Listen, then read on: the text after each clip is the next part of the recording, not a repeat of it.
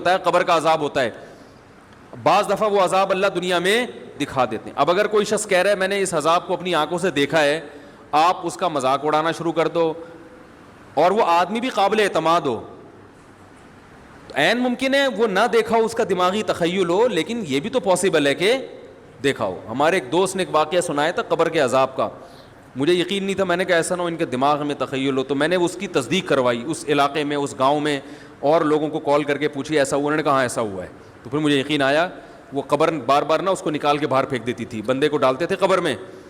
اس نے بہت سے علماء شہید کروائے تھے نالائق نے. اس کا جرم یہ تھا کہ وہ مخبریاں کر کر کے نا علماء کو قتل کرواتا تھا. اس مخبر کے ساتھ ایسا ہوا اس گاؤں میں. جب اس کو دفنایا ہے تو چلیں اب بات آئی گئی ہے تو پورا واقعہ سنا دوں. تو وہ جنہوں نے دفنایا نا, وہ ان سے میرا بھی تعلق تھا, میرے بیان سنتے تھے, تو مجھے آ کے انہوں نے واقعہ سنایا کہ ایسا کوئی مخبر تھا جو علماء کو شہید کرواتا تھا مخبریاں کر کر کے. تو جب اس کو دفنایا, کہہ رہے ہیں اس کے والد میرے پاس آئے, ہم لوگ کے پاس آئے, انہوں نے کہا کہ بھائی میں جب صبح جاتا ہوں تو میرے بچے کی جو لاش ہے نا وہ قبر سے باہر پڑی ہوئی ہوتی ہے, تو میں بڑا پریشان ہوں, کیا کروں. تو ہم پھر دفن کرتے ہیں تو اچھا قبر بالکل صحیح ہوتی ہے اوپر سے,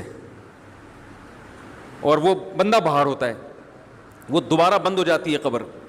تو ہم بڑے پریشان ہیں, کیا کریں, یہ کوئی شخص شرارت کر رہا ہے. تو کہہ رہے ہیں, ہم نے کہا بھائی ہم تو نہیں کر رہے شرارت.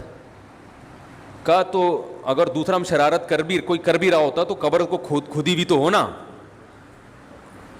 تو انہوں نے کہا, پھر یہ مشورہ انہوں نے ان کو دیا کہ تم ایسا کرو, لڑکا جو قتل ہوا, جو مرا تھا نا, جو قبر میں تھا, جس کی لاش باہر, نوجوان تھا, وہ بڑا مخبر آدمی تھا, وہاں کے گاؤں کے لوگوں نے ہی بتایا.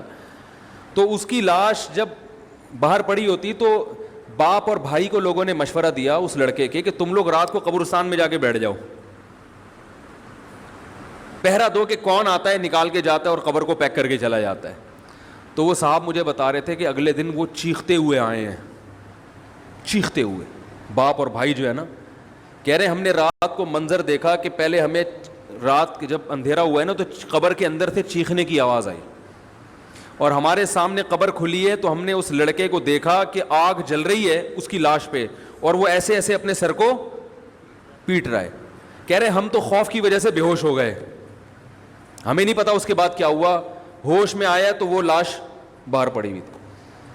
تو میں نے کہا یار پھینکو بھی دنیا میں کم نہیں ہوتے. تو میں نے پھر تصدیق کے لیے ایک دو لوگوں سے رابطہ کیا, انہوں نے بتایا کہ ایسا ہوا ہے ہمارے ساتھ. تو یہ جو ترکی کا جو تھا نا اتا ترک, وہ مصطفیٰ کمال کو میں اکثر بیچارے کو کمال اتا ترک جو ہے نا, تو وہ غلطی سے کئی دفعہ میں نے کمال اتا ترک کے چکر میں مصطفیٰ کمال کا واقعہ بیان کر دیا. وہ مصطفیٰ کمال کا نہیں ہے, وہ کمال اتا ترک ہے. تو بھائی مصطفیٰ کمال اگر سن رہے ہو تو پیشگی معذرت.